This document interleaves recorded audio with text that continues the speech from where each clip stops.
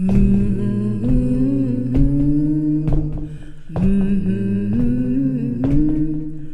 they closed down the mill and they closed down the mine. They said you can't work but pay your taxes on time. Got 3 little babies gonna starve to death or freeze. We started making white lightning, it was Grandpa's recipe. Run, rebel, run, run to no avail. Run, rebel, run to the Scott County Jail.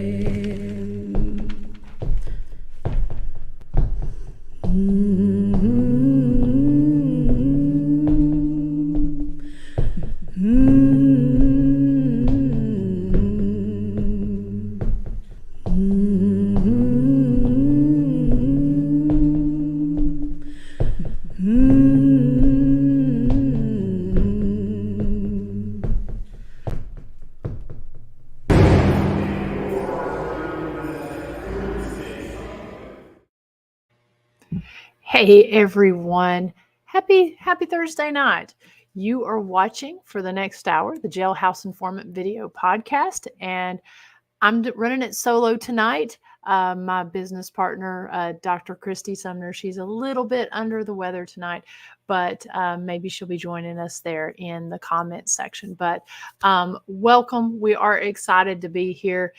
Kicking off October, I mean, whole lot going on. And I know that I know a lot of you in the chat room there and a lot of you that follow the page have a lot going on as well. And so, so I want to thank you so much for joining us tonight. Like I said, this is the Jailhouse Informant video podcast. We are here at the old historic bank building.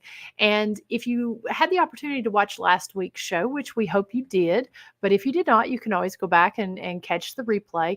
We had Bob from Arkansas there at his historic jail. We love doing this series on these historic jails. And so we had him on. We talked about the cool things that they've got going on, the renovations, and what they're doing out there. So if you haven't had the opportunity, we hope that you guys will go and check that out. You can watch that there on the Historic Scott County Jail Facebook page and YouTube channel, as well as Historic Rugby After Dark. We're broadcasting live on there as well. So hello to all of you folks that are over there in the chat room with us. Hope you're doing well. Just want to cover a little bit of news that we've got going on around here. We we're here in the bank building officially. Tours actually start here in the bank building whenever you come and do one of our flashlight tours, private investigations, guided ghost hunts. All of that does start up here at the bank building, and hopefully very soon we'll have a video out showing kind of our process on that. Between both me and Chris, we've been just super busy and haven't had the opportunity to get that video released yet. But speaking of those tours that start up here at the historic bank building, we have our calendar chock full of dates for flashlight tours, guided ghost hunts, and village lantern tours. Let me see if I can make this full size right here so you guys can see it better. Some of those tours on there are sold out. That's just kind of the nature. We've had a lot of people booking over the last couple days, getting these last minute tours for October in. So if you see a date on there that you're interested in, go on to our website. I'm going to pull that information up right here. You can go and you can visit historyhighwayshaunts.com, or you can go to historicscottcojail.com and pick your tour date, book your tour, and hopefully you'll join us on one. We've got 2 different tours that we offer at Historic Rugby. We do this year round, but like I said, we've really filled up the calendar here for the month of October. So the two different tours, we've got the Village Lantern Tour, as well as the Village and, North Village and Cemetery Lantern Tour there at the Village of Historic Rugby.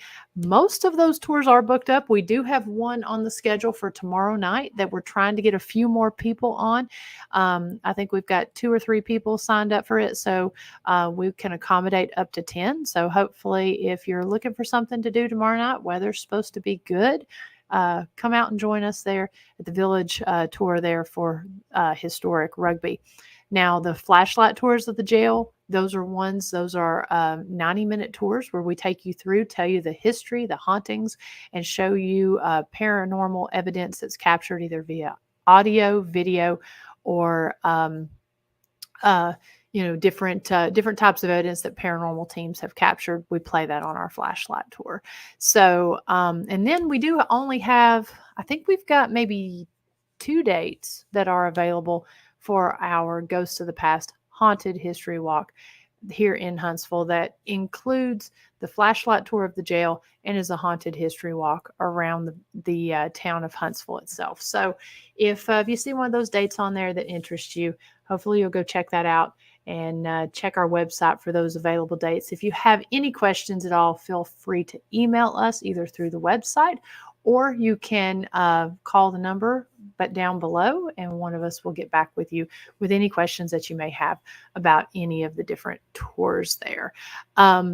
Also, let's see. I'm moderating this solo tonight here, so please bear with me.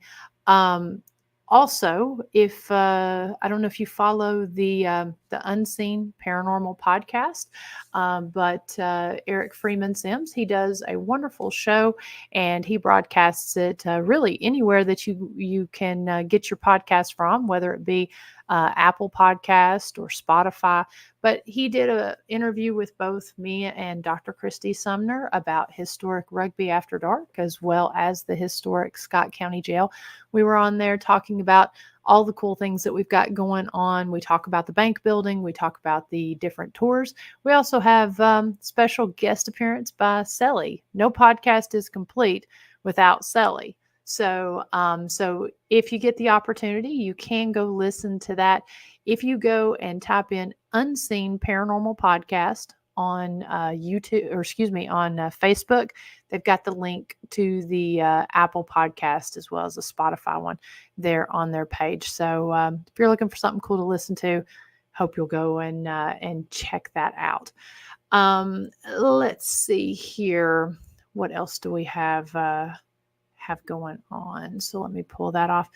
Oh, I did want to mention, so one of the things that we like to do, we like to support other museums and other locations around the area here. Being rural area here in East Tennessee, we like to go and support the other museums because we get a lot of those folks that come in and support us at the jail. So, so once a month, we meet up with our friends from Morgan County, as well as Roane County down there. We meet up with them and try to go and visit different museums. And so last week, we had the opportunity to go and visit the Coal Creek Miners Museum, which is over in Coal Creek, Tennessee. Some of you might know it as Lake City, and then others that are originally from the area would know it as Coal Creek. But we were able to go and visit the Coal Creek Miners Museum, and we're so glad we did. It was so much fun. I mean, this museum, it's free. They have a great video to start out the tour, and they've got all kinds of mining artifacts and stories from the miners who passed in the Fredericksville mining accident, as well as the Coal Creek Mine Wars. They talk about, that Brushy Mountain really ties into that as well. So a lot of historic locations ties into this Coal Creek Miners Museum. So it was really cool to be able to go and visit that. And I got to say, probably one of my favorite things is the museum is in the old bank building over there. And they've actually converted their vault, which we've got our vault here behind us in the bank, but they've converted their old vault into what looks like an old mine. So it's really good use of space, really unique and creative. So go check that out. Follow their Facebook page for more information, and also go on and if you get the opportunity to go visit, you'll be glad you did. So just kind of looking over here, want to say hello to just a few people that's over here in the comments.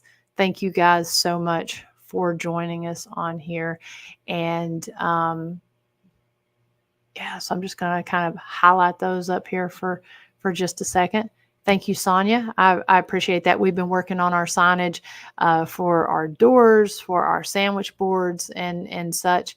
And so hopefully, when folks come over to take their tours, they'll have their they'll be able to see our signage and know to find us over here in this building. It's been a whole logistical change that's been kind of interesting. So so yeah. Speaking of this jail tonight, so like I said, just one more thing to mention here. Actually, two more things. This coming Saturday, we will be at the Allard Giant Pumpkin Festival.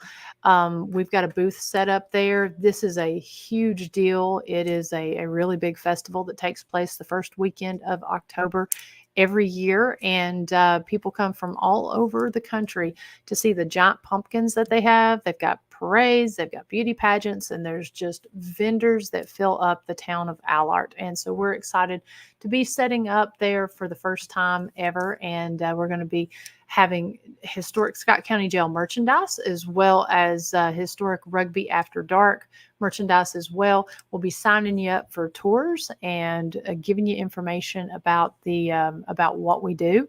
So hopefully, if and I think we're going to have pretty much everything that we got in the gift shop, at least some sample of it out there. So so if you're in the area, stop by, see me there at the Allard Pumpkin Festival. And I think we've got the booth number for that already, because again, they have so many vendors.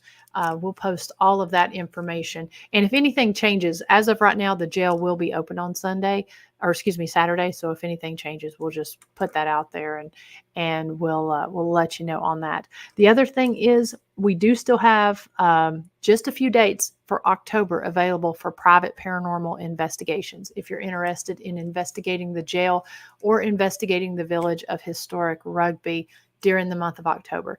And at this point, basically the only private paranormal investigation dates that we have would be the dates of the 11th through the 13th for either of those locations. We're pretty solidly booked up with guided ghost hunts, tours, and investigations every weekend, most nights of the month, and even some nights that we technically don't offer tours. We've got a few going on. So so if you're interested in a private paranormal investigation, those are what we have open here for the month of October, and we hope that that maybe you'll plan to join us for one of that, because we do it a little bit different. We do have where you get new rooms of the jail that have not ever been investigated before by paranormal teams. So so anyways, check out that information on our website that we showed there above. So anyways, we've been kind of teasing a little bit about the guests that we have tonight. Extremely excited. We did have to pre-record the interview because they're over in the UK, and so they're 5 hours ahead of us. And so whenever we got on the interview with Joel from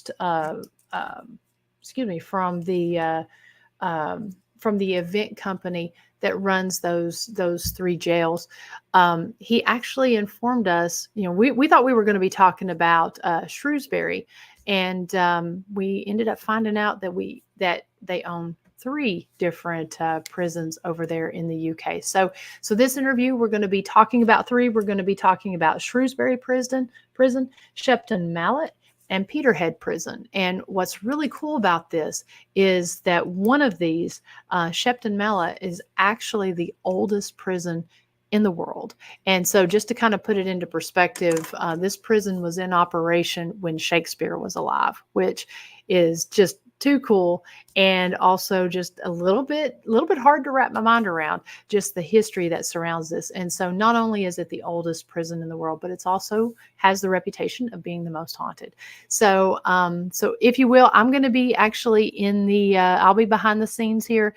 If you have any questions or comments about what Joel is saying, just put those in the comment or in the chat section right there. We'll pull them up onto the screen, but just know the interview is pre-recorded, and so we'll pop back on right at the end of the show there. And you know, if there's any questions or anything that you have, you can ask them for sure there at the end. So so I hope you enjoy the interview.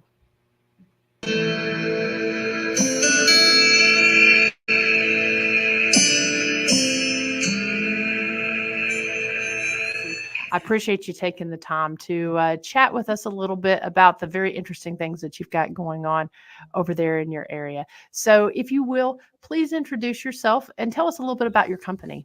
Yeah, absolutely. So my name's Joel. I am the owner and founder and CEO of a company called Cove Attractions. And we basically run a number of different tourist attractions. Predominantly, we run our attractions in the heritage space, and we actually own and operate decommissioned prisons. So we've got 3 decommissioned prisons in the UK, spanning the bottom of the UK, pretty much in Somerset, all the way through to the north in Scotland. And yeah, that's what we do. Is we own, operate, and build inside jails. Wow, that's fascinating. I mean, that's kind of seems like sort of a niche sort of opportunity for folks. Yeah, it is. I think we were one of the very first in the UK, and one of the early adopters, I guess, worldwide. So we opened our first prison in 2015. So what's that, 9 years ago now? We opened Shrewsbury Prison in Shropshire, and that started as a tourist attraction. Just it's a big site, but it was a very small tourist attraction where we were just doing guided tours effectively around the prison, just showing people around, talking to them about the history and the heritage and how prisons operate. And we started doing paranormal investigations, where we had paranormal companies coming in and looking and hunting for ghosts. And we had production companies coming in and filming. And that was pretty much all we did for the first year. And then it started growing and expanding. We took into things like self-guided visits, where people can just come in and wander around themselves.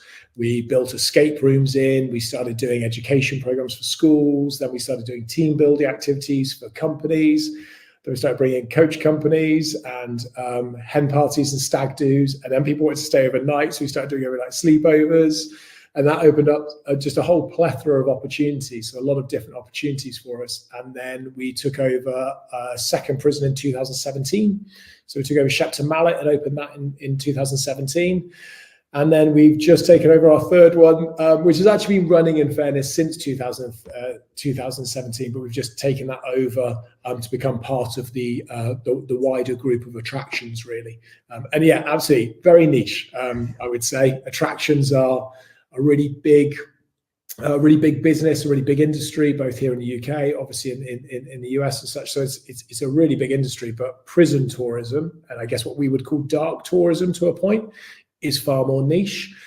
But people have a absolute fascination with wanting to visit those places. I guess there's that morbid curiosity, that morbid fascination with what happens behind the walls. So yeah, that's why people come to visit. And then we've just gone on and just grown and built and keep adding more and build the interpretation spaces, the museums, the heritage side, the scare side, the paranormal side, the event and immersive side. And yeah, it just keeps sort of growing. So yeah. I love that. I love that, how you can see how it's just really taken off. And I have to say, you know, in browsing your website, you all have such a beautiful website and such a way of getting that information out to folks that, I mean, I was truly fascinated whenever I was going through your website and your social media. Did you find that in the beginning, when you all decided to do this with your first prison, that the average person was really accepting of it and interested in the beginning? That's a great question. I think it was initially there was a huge surge because people wanted to go and see the prisons locally. So that was an initial surge when we first opened. And I think there was a lull. And then I think there was definitely a period of time where I think we got beaten up a little bit by the public when we were posting stuff on social media, and there was a lot of kind of pushback about actually should prisons be opened as tourist attractions? Should we be making money off effectively misery and pain and suffering, which I understand where people are coming from, and certainly death, because people do unfortunately die in prisons, sometimes by their own hand, sometimes by the government's hand. Mm-hmm. So there was definitely that piece originally, and what we learned and where we got to was the further back in time the history is, the more accepted it is. Yes. So when we talk about things like Auschwitz is a huge tourist attraction now, and lots of people go there, and it's done exceptionally well in the way they've put it together. And there's, when you look at the time period that's happened since Auschwitz to where it is now, I think there's an acceptance of going, it's okay to visit now, because what we're doing is we're sharing the stories. So actually society doesn't make those mistakes or allow that sort of atrocity to happen again. And it's kind of the same thing with prisons, that when you step back in history, and our prisons are of different eras. So we've got the oldest prison in the world, and then we've got prisons that were built 200 years ago or 150 years ago. So there's a different span. And I think it comes back to the stories you tell. When we talk about the most recent executions at Shrewsbury, for example, which happened in the 60s, there's people still alive at the moment that remember it. We've had the family of the person that was executed come and do tours. So that's quite recent. Whereas when we talk about executions from 1790s, it's more accepted. So I think initially there was that kind of, hold on, what's this? But as it's gone on and gone on and gone on, it's become more accepted. And now people I think they see us and they see the brand and they see the prison. They go, yeah, that's a tourist attraction, same way as you would look at, not quite in the same way you'd look at Disneyland, but with the same sort of acceptance that, that's kind of like, it's an attraction. You can go visit castles, prisons, all fall into the same sort of realm already. And you hit on a really good point, because we deal with that here with our county jail. We've in no way been open as long as you have. We've only been open since 1904, and we do have, and the jail shut down in 2008. So we actually it's the same kind of instance where you will have families that come in that were either they grew up here in the jail because the jailer lived on site, or they were inmates here. And so there is a delicacy as far as the way you have to tell the stories and the way that you have to kind of handle some of this. And I'm finding the exact same thing that you're saying, is that there's almost like a statute of limitations of time period where you can tell stories, with it being accepted. The really early older ones, even though there's still family alive, it's just more widely accepted than somebody who was, say, in here in the early 2000s. John, that's exactly it. Yeah, I think that you worded it really well there with the statute of limitations. And I think we do it on two fronts. One is the time. And we actually always say fortunate enough, but it's a really bad way of framing it. The Cray twins. So I don't know if you've heard of the Cray twins, that were gangsters in London back in the 60s and the 70s and the 80s. They were in prison in Shepton Mallet. So there's a huge piece of history. They're massive in the UK. There's a big film called Legend with Tom Hardy a few years ago. So that's a really prevalent sort of story. And really interesting as to how that history sort of evolved. So there's a time aspect in terms of how we tell it, and also making sure we don't glamorize it. Yes. So making sure we tell it as close to the reality as we can without making it sound like prison's a great place to go. So there's those pieces. And then we have prisoners, or we've had prisoners in the jails that we don't talk about. So we've definitely got those people that have been into the prisons that we don't talk about, because their crimes were of such a nature that we don't want to talk about, or they've still got victims and victims' families alive, and therefore we don't feel it's appropriate.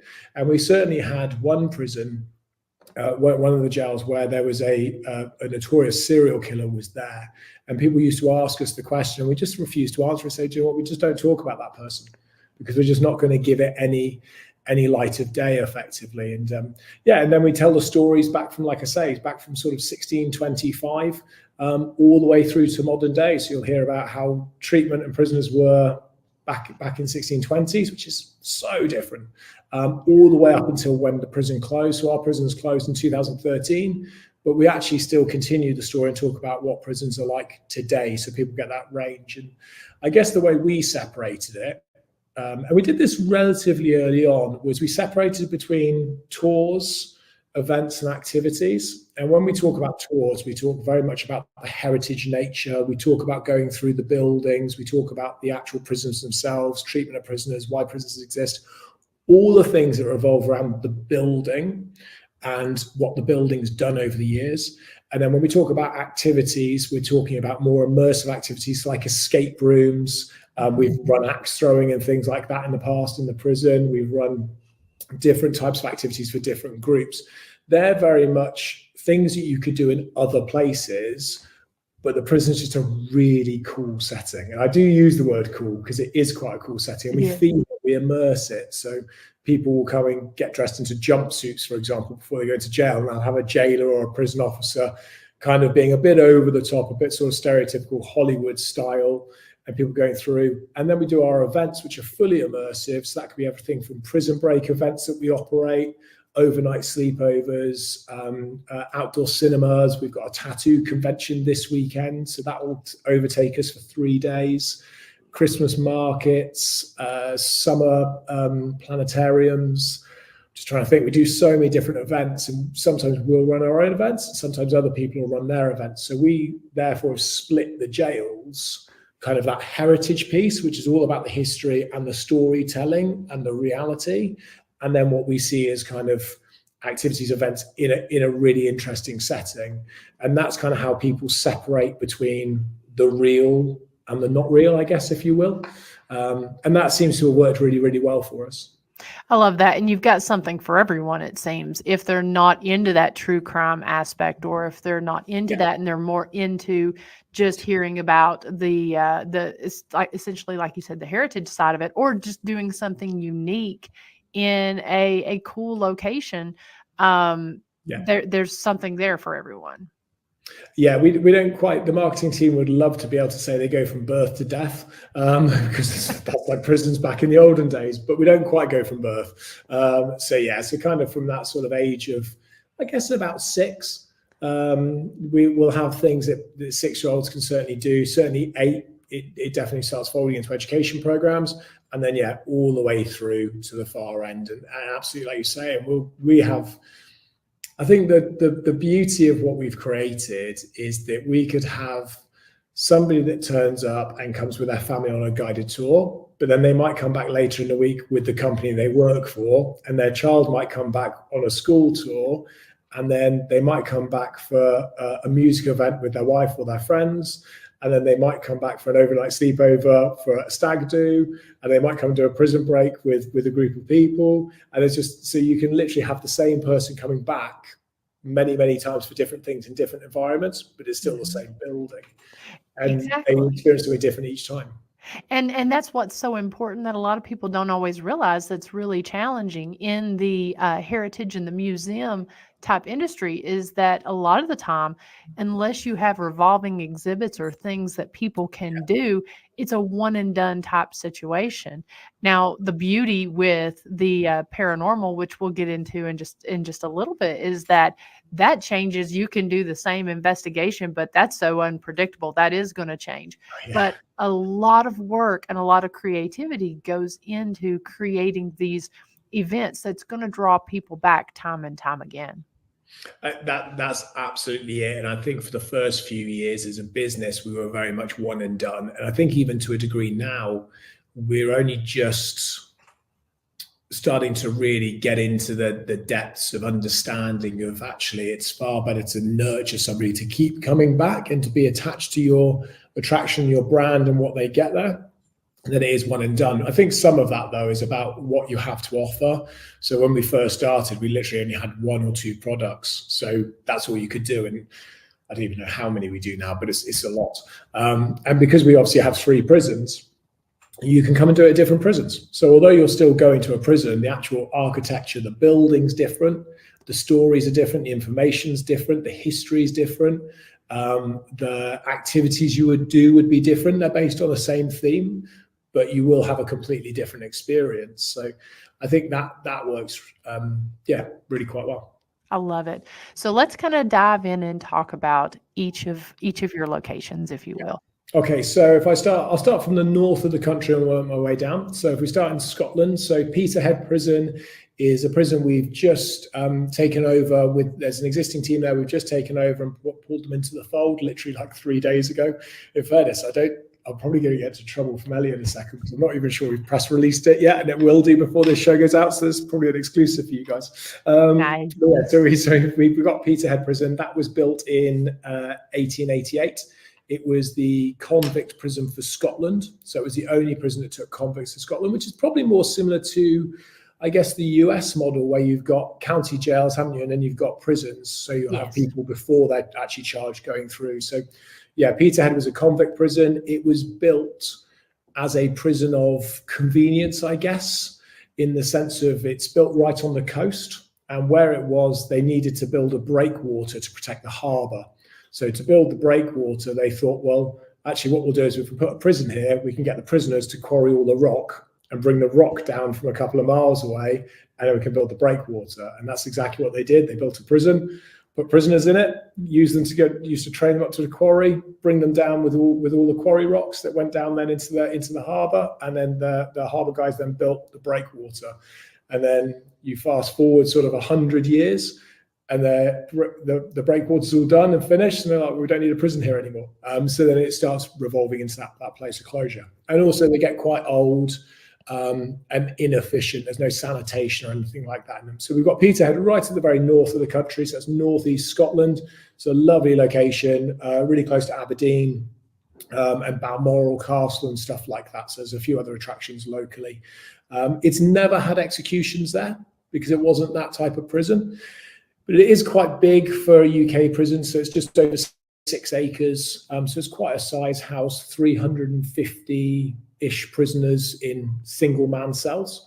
And yeah, it's got a great history to it, and we're really pleased that that's now part of what we do, and we're going to be expanding on the offering there because it's quite a small offering at the moment. So they do visits, some guided tours, and some paranormal, and that's something we're going to be growing. Then in the middle of our country, literally in the Midlands, is Shrewsbury Prison, or Shrewsbury, which is always interesting for us because there's a Shrewsbury in the US, which sometimes people get confused with. We get inquiries from literally people going, oh, can we come to the prison? And they realize the distance is quite far.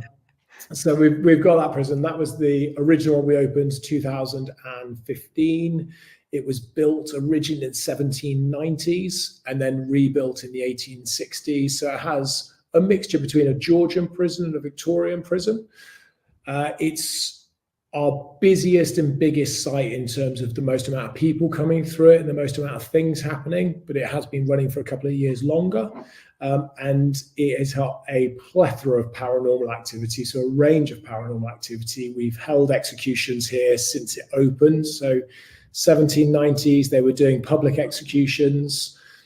I can't remember off the top of my head how many public executions there were, but we're into sort of getting towards the low hundreds. All those bodies were then buried within the prison walls. They were all buried on site. And then we went from public executions to executions behind the prison walls. So they didn't have an audience to them, if you will. And we've had a range of different executions. And the execution room we currently have, which is actually an area you can visit and you can go and see, the last 7 prisoners were executed there, with the last one in 1962. I'm trying to remember all the dates. So 1962, who was a local guy. And like I say, we've had his family back and they've been on a tours and stuff like that and been in the room where he was executed. Wow. So that's about 3.5 acres.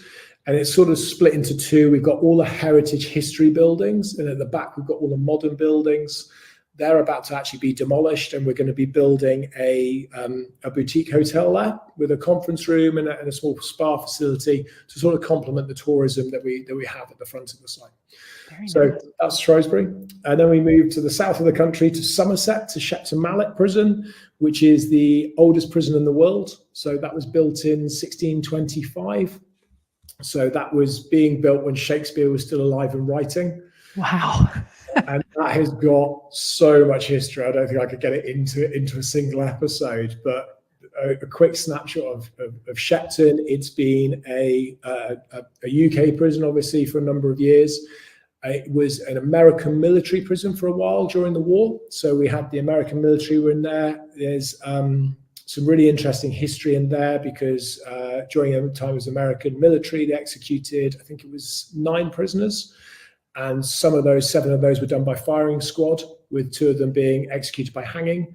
So there's a huge range there, which actually is really interestingly timed because Shepton's just running a Black History Month exhibition.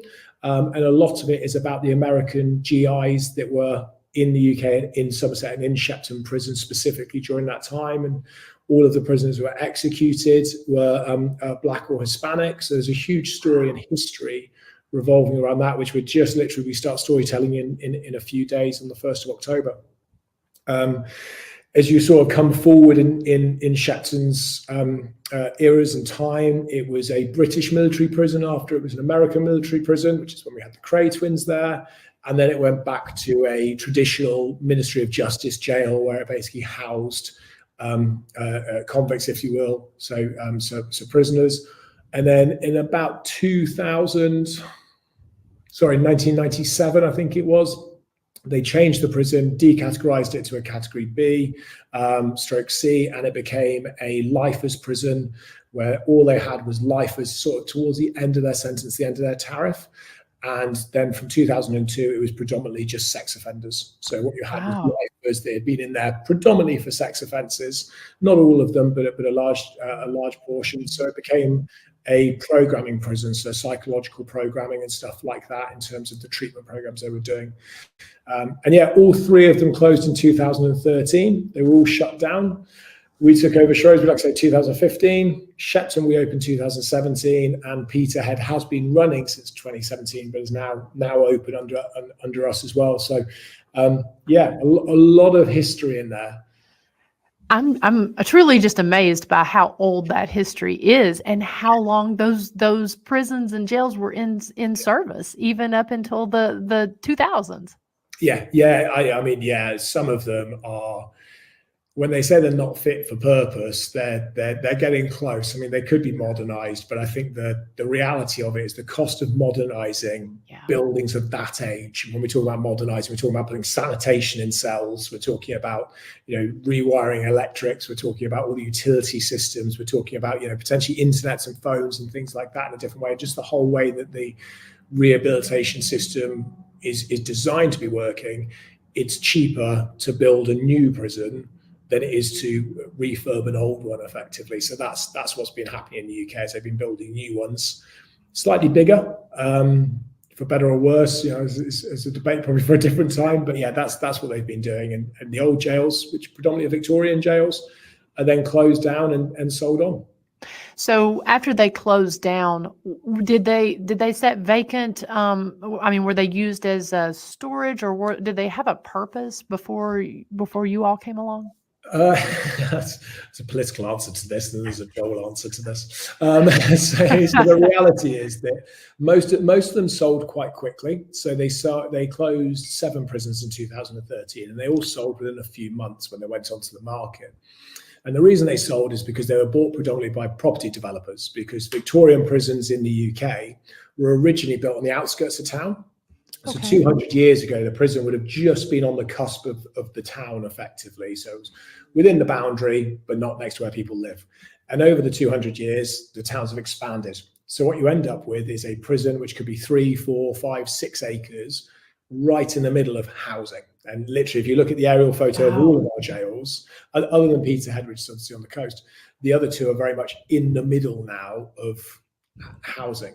So they were sold to developers who looked at them and I think thought this would be a great opportunity for us to build housing for a much needed requirement, and it'll be a good return, and off we go.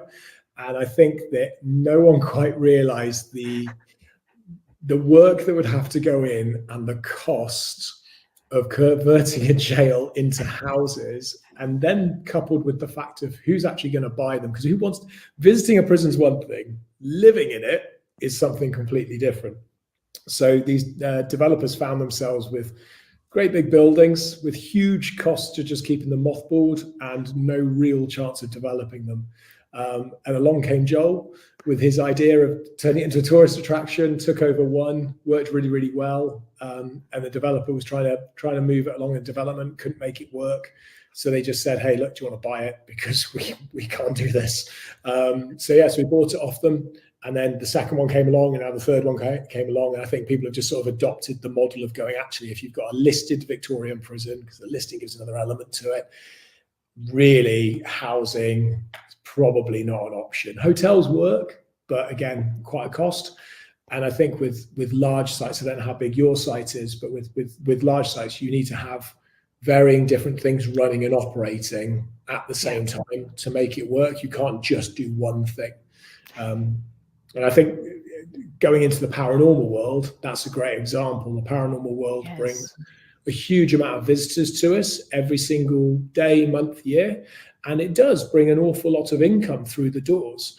But it couldn't sustain it by itself any more than tours could, or escape rooms could, or productions could, or events could. You need all of these things running to make the whole thing work together well.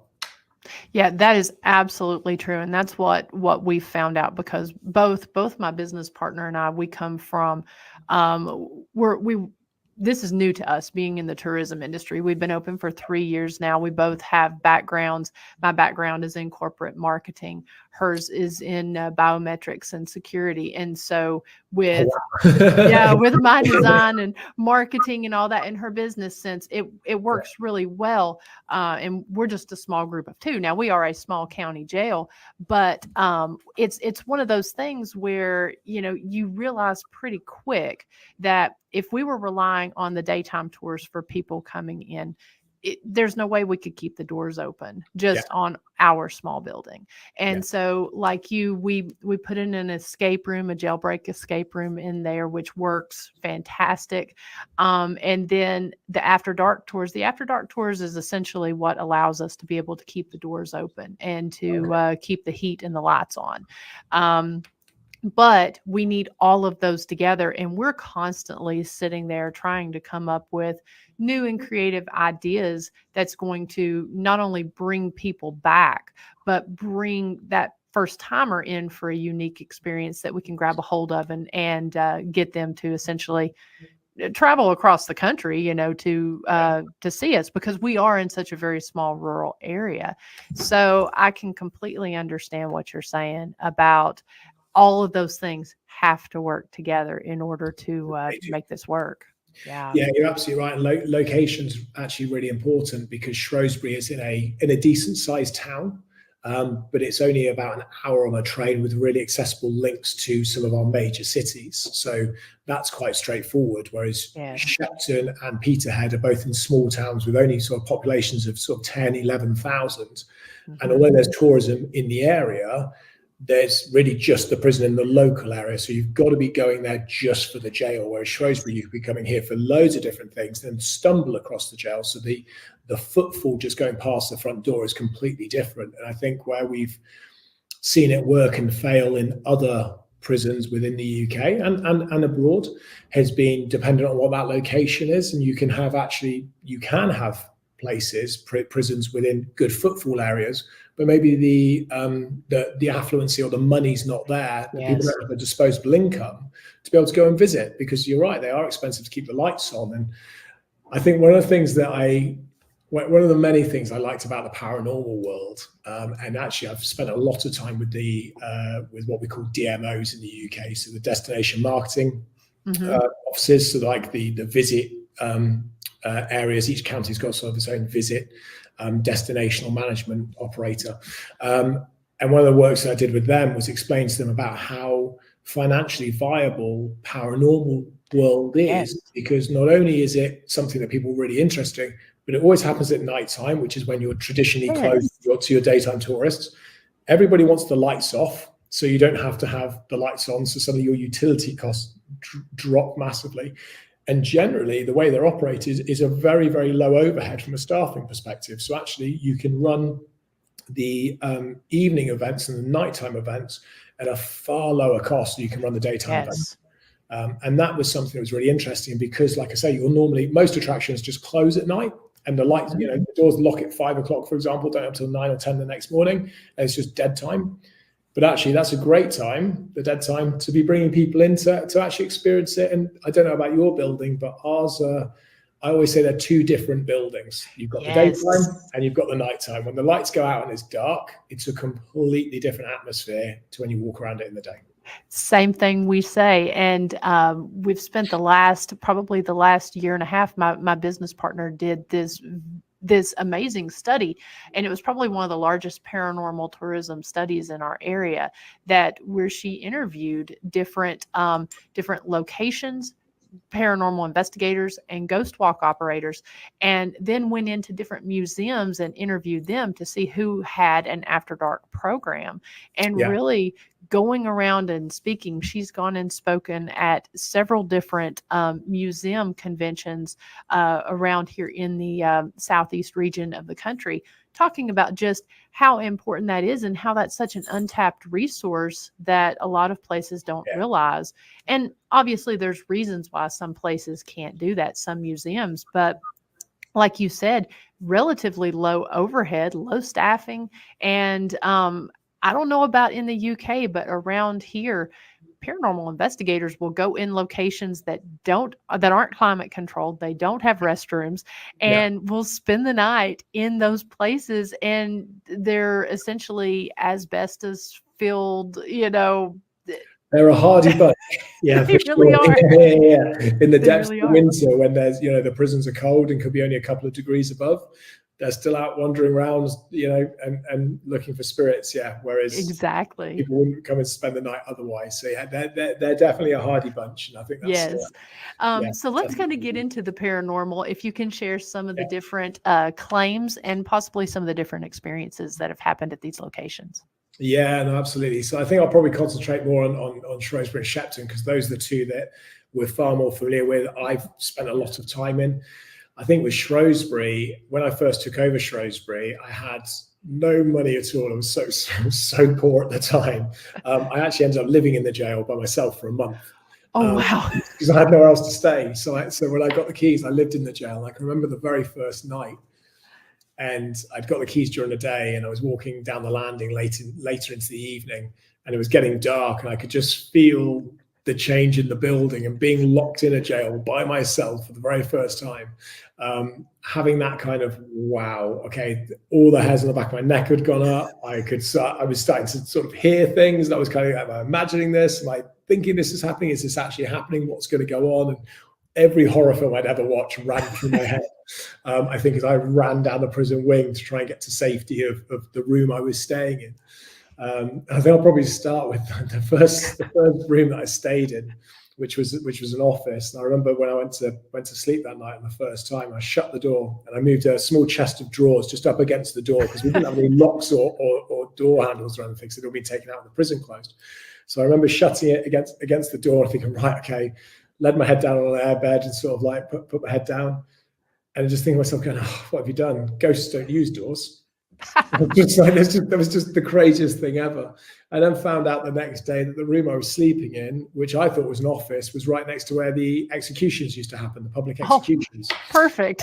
Yeah, I know, right? So it's just like, right, so I found a new room to sleep in. But yeah, I think there was so many different things that have happened.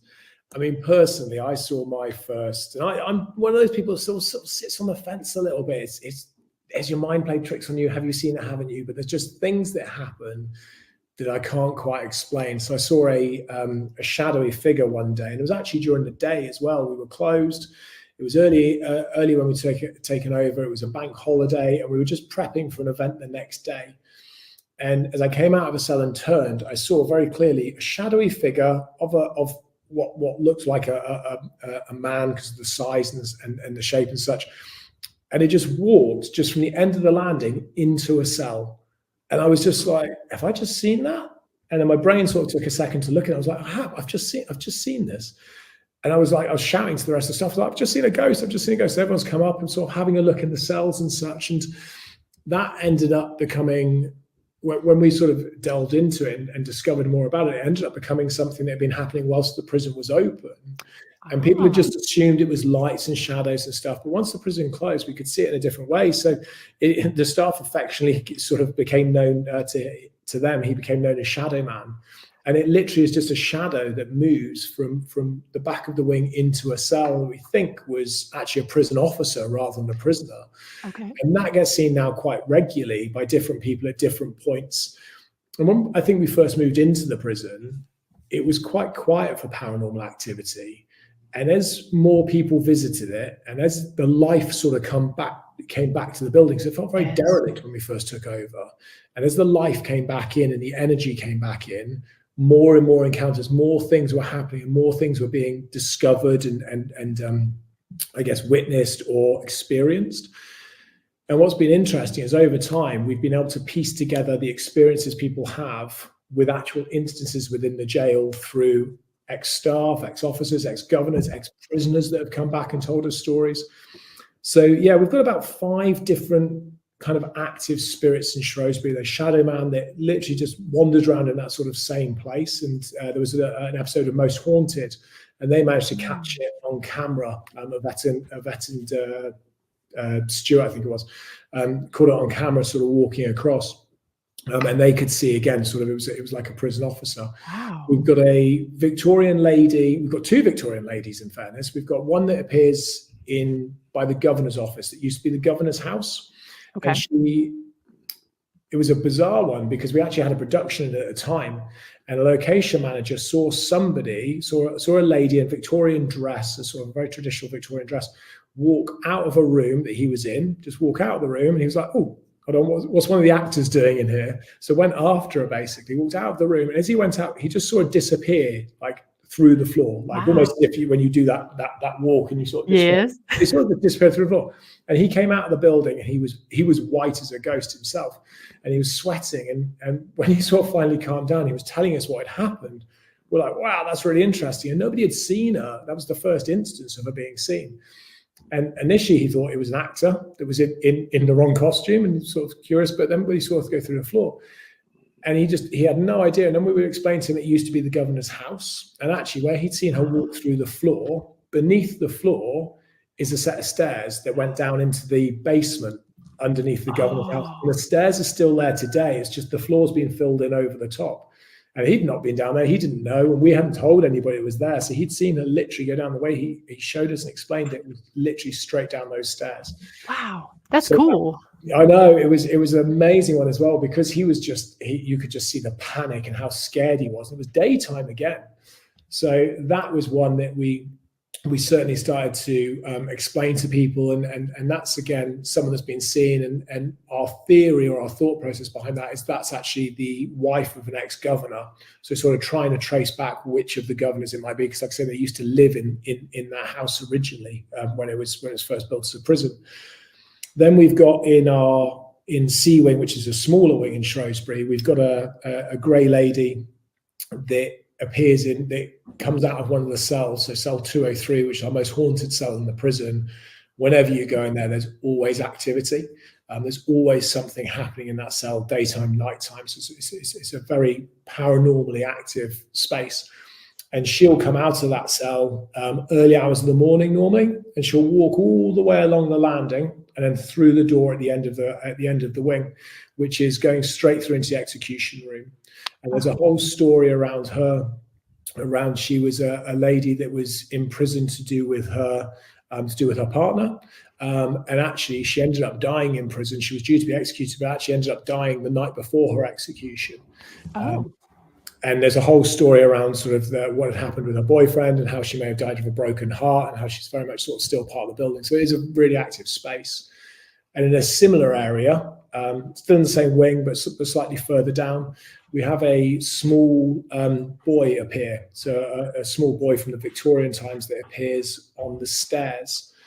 And that prison wing that he appears in was originally the wing for women in the Victorian times, and the workhouse wing. So where children would have been in prison with their parents, with their mum. At a certain age, they'd been taken off their mum, and they'd been put into the workhouse section.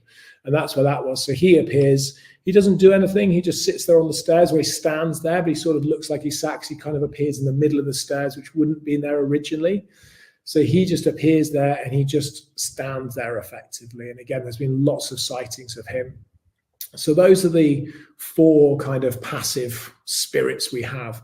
And then we have a very active spirit, which people, I guess, refer to normally as kind of like the poltergeists, or the evil spirits, Okay. which is a prisoner that was here back in the 60s.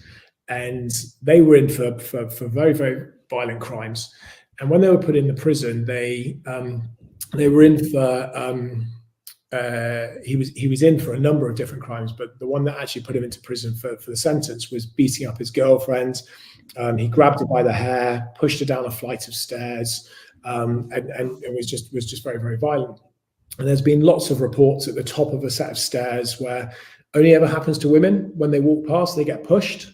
They will feel brushing on the back of their neck. They'll feel breathing, like deep, heavy breathing and a warm breath on the back of their neck. And there's certainly been instances where women have felt their hair being tugged and pulled and having little jolts at the top of the set of stairs. So that was quite an active one. And we even had to debate about whether we had to change something on the stairs from a health and safety perspective. And the interesting thing was that we hadn't seen or heard anything from that spirit until 2018. So we've been operating for 3 years. And one Halloween, we did a scream park, effectively, so a scare park. Okay. The prison. And at the back of the kitchen, where we have our restaurant now, so the back of the kitchen, we did a small scare maze called the Butchery. And what we did, and we thought this would be a great idea, and the whole theme was that prisoners were coming in, they were being taken out the back, cut up, and then fed, basically. So the idea was the customer, you were being fed, a person. So you walk through this scene, there was a butcher in there, and the butcher had a big mask on. In fact, I think I've got the mask right here. I have got it hiding right there. So nice. There was a butcher in the prison, basically.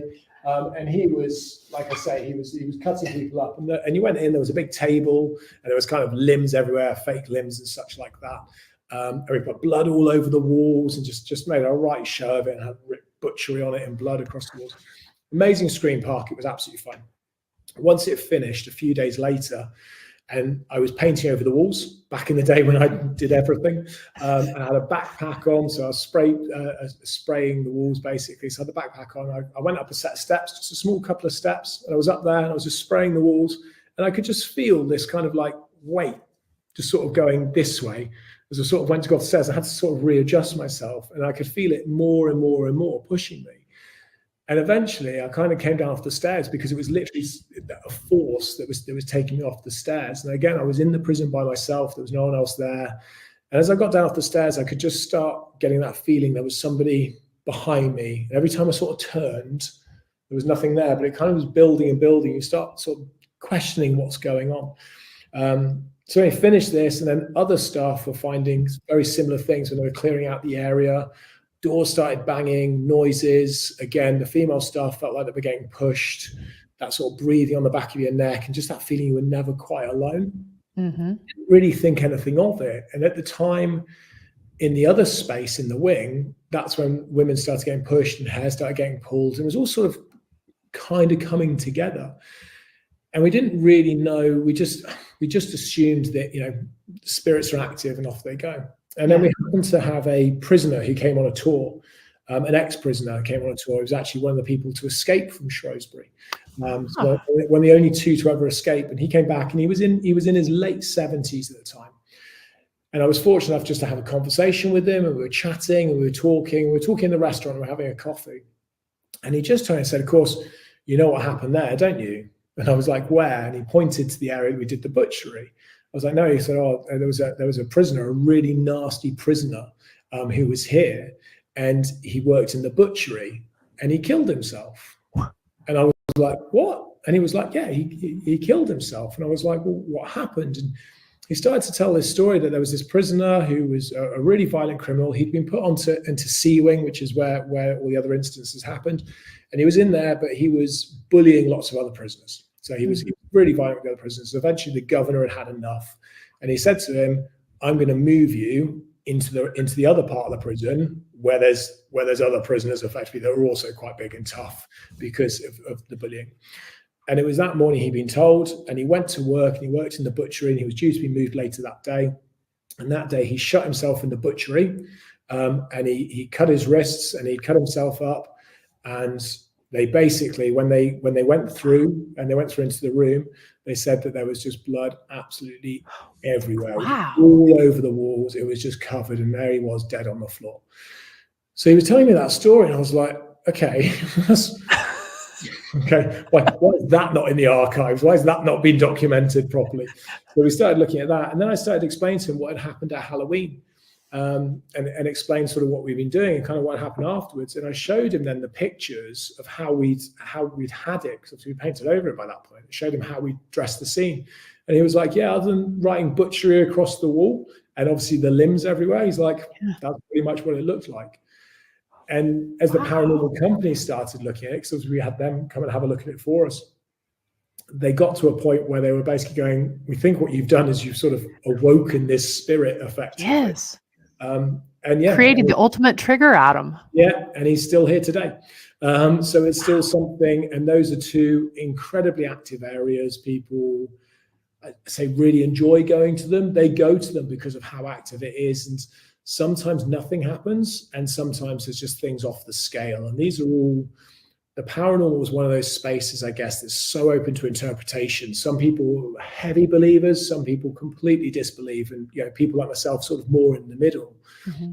But whichever side of it you sit, there's so many things that happen that you just can't quite explain. And until you've been in and seen it and done it and experienced it, it's very hard, I think, to kind of give it the gravitas, or give it the feeling, the experience that it deserves. So that's happened at Shrewsbury. And I think that whenever you have a building or a space, whether it's a prison or wherever it might be, that's had so much history and pain and suffering and death. And like I say, we've had people that have committed suicide in prisons. We've had people that have been murdered in prisons. We've had people that have been executed in prisons. So all of that and so much emotion is in those walls. Everything from having to, some really evil, nasty people, through to people that have been in prison because, they haven't paid fines, or because they've, been caught speeding, or whatever it might be, actually quite remedial crimes, who, whilst they're in prison, family members have got sick and potentially died, or wives have gone off and found new partners and taken the kids, or, all these things can happen. And emotionally, it becomes a highly charged, highly emotive space. And over the centuries, and literally 400 years in Shepton, that's kind of absorbed into the building. And it seems that the more people that go through it, the more energy comes back into it, the more to life that paranormal comes, really. And Shepton as well has got so many different stories. Being so old, it's quite a challenge with Shepton to pin some of them down because it goes back so far. I was very fortunate to meet somebody that was in the prison in the 60s when that happened, and knew that entire instance as it had happened. And then we had other people confirm it for us, including ex-governors and stuff like that, and how it was sort of not documented and played down a little bit for the press and stuff. But in Shepton, there isn't anybody alive from the 1600s, right? 1700s or the 1800s. So there's a lot of activity that happens at Shepton. And I'll have Ellie share one of the pictures of one of the silhouettes in the windows, where it's very hard to trace back to the exact person and the exact kind of instances. Yeah. But again, there's been a lot of death, a lot of misery, a lot of suffering, not a lot of happiness. And I think that has driven those buildings to be very paranormal active. And Shepton is widely regarded as not only the oldest prison in the world, but the most haunted prison in the world. Wow. Okay. When you have that level of history, that's what happens. And when there's been nine executions just in the American military side, and like I say, 7 of those were done firing squad, which is not traditionally we do it in the UK. It's a very American style of execution. We've got there's a white lady at Shepton that appears quite regularly in a space. There's absolutely areas that you can go to in Shepton, you were almost guaranteed to witness something paranormal just because of how active it is. We've actually built a poltergeist room there just to give people a feeling of what happens in some of the investigations during the day. Because sometimes if there's too many people, as it'll be during the day, the area is too polluted. You can't feel or see or kind of experience something. There's too much noise going on. So we've built a room where you can experience that sort of in the quiet and what would happen. But yeah, like I say, it's a huge amount from both officers and prisoners alike. And because Shepton used to have a hard labour yard as well, where there was tread wheels and prisoners were just doing remedial or menial tasks all day just as a punishment. Like I say, it was a lot of pain and suffering, and they ended up at Shepton. They built effectively the yard, or they built an infirmary above the work yard because it was so common that prisoners would work until literally to death. They'd be taken up to the infirmary to die and then come back down the other side of the stairs and again be buried within the prison walls. And there is just no number of how many prisoners are built. How many prisoners, are buried within the actual prison itself. It's just an unknown number. Wow. So I didn't realize that they actually had the burial inside of the prison. Yeah. So any convicted prisoner. So if you've been convicted, you're not allowed to be buried in consecrated ground. So the simplest thing was they just dug a hole and they put you in it. And the way they used to do it, because of space, was they used to dig a really, really deep hole, put the first prisoner in it, fill it back in, and then when they needed another hole for another executed prisoner, they would dig the same hole, but they just wouldn't dig it quite as deep.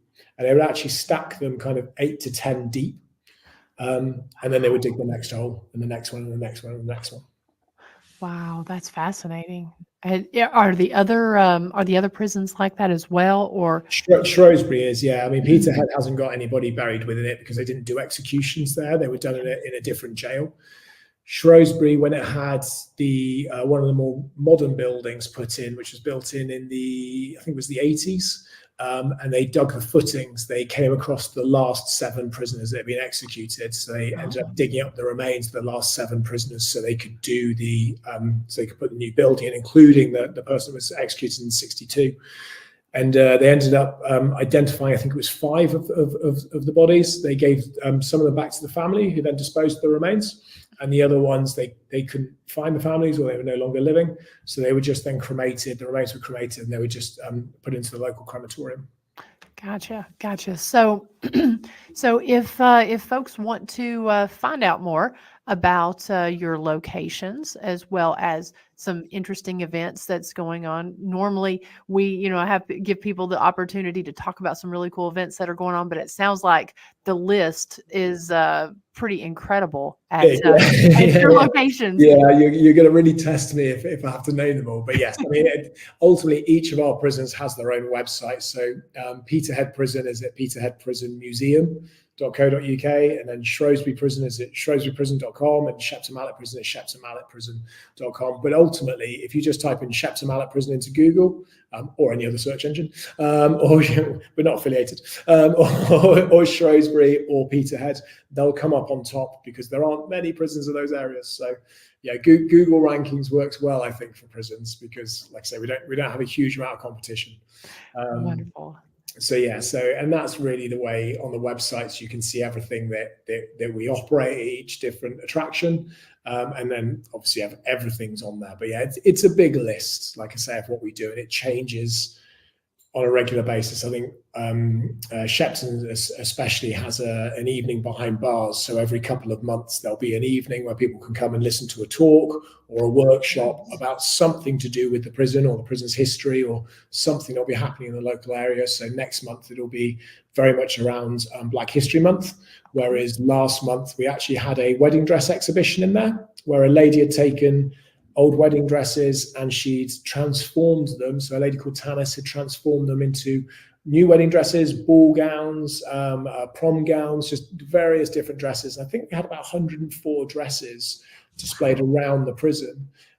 So we had an evening behind bars where she came and spoke about what she'd done and why she'd done it, and how the proceeds of the dresses that were being sold went to charity and how that fitted. And and why we were doing an exhibition in prison, really. So yeah, so we have a range of different things like that.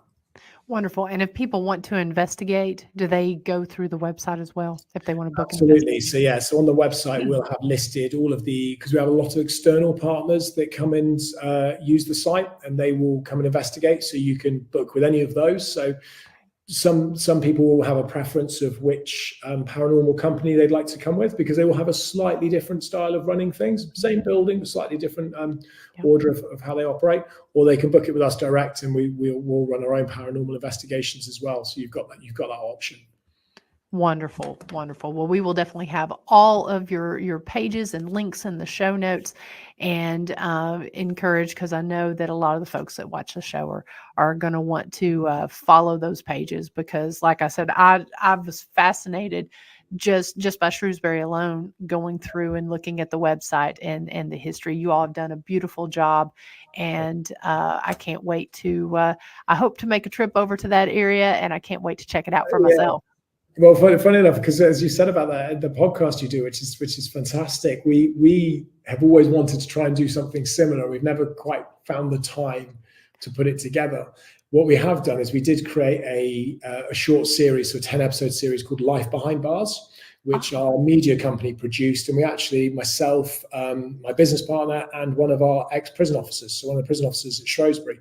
So we did a 10-part series talking about all things life behind bars, from what it's like at Christmas, birthdays, what executions were like, what prisons were like to operate in. We spoke about riots and sort of explored that. But I think I'm going to try and plan it for 2026. But I'm thinking off the top of my head that there's something really quite interesting and special about doing a series by traveling to all the different prisons in the world. So Netflix have done it, but I think in a slightly different way, of not looking at prisons that are open, but looking at prisons that have been closed and turned into tourist attractions, or developed into something, and actually doing an exploratory tour around the world of all the different prisons that have gone on to have a new lease of life.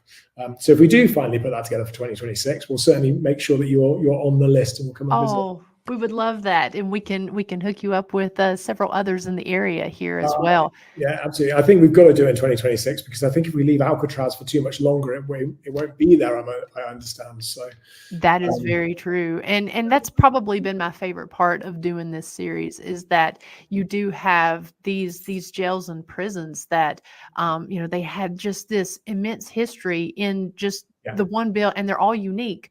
But yet there's a lot of similarities. And then just seeing how these folks that come in, some of these jails and prisons are ran by the Chamber of Commerce. So people are in there every day touring, and they're maybe a small museum. Other times they're owned by private owners that have them set up for just paranormal tourism. We've got one 45 minutes from here that has a distillery set up inside of there. And you can buy Tennessee moonshine in the middle of the prison, and that would be the prison that we would have sent. Ellie nodding over that, going, "Yeah, that's on the list." And so it's really interesting to see, and some are bed and breakfasts. It's hotels are a popular one. Yeah. It's absolutely fascinating to me to see how these once kind of shunned structures now have a new life, and people are flocking to the area. So we really appreciate you guys sharing your story with us, and like I said, can't wait to check it out, and hope to partner with you on some stuff in the future. Yeah, absolutely. No, it's been fantastic. Thank you very much for inviting us, and for all the kind words around everything we do. And very much we'd like to do more. And I think that's the kind of world we've sort of seemed to have fallen into, that our attraction company seems to be expanding into prisons. So I think we'll probably continue to look further afield for other prisons that are looking to come within that fold, really, and how we can expand that, because it's like you say, it's a niche, and we do it very, very well. So yeah, it's a great industry and space to be. Well, we'll be following you, and hopefully as you get more, we'll have you back on the show to talk about those. No worries at all. Thank you very much. All right. Thank you, Joel.